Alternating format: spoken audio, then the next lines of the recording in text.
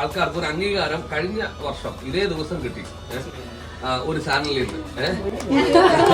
കഥാനായിക എന്ന് പറഞ്ഞൊരു പ്രോഗ്രാം പിന്നെ സ്റ്റാർ വിജയുടെ പ്രോഗ്രാമിൽ ടൈറ്റിൽ വിന്നറായ നമ്മുടെ പ്രൊവിസീന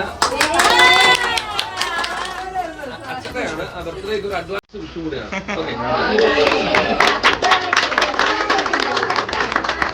Christmas celebration, Ruby and Rubji.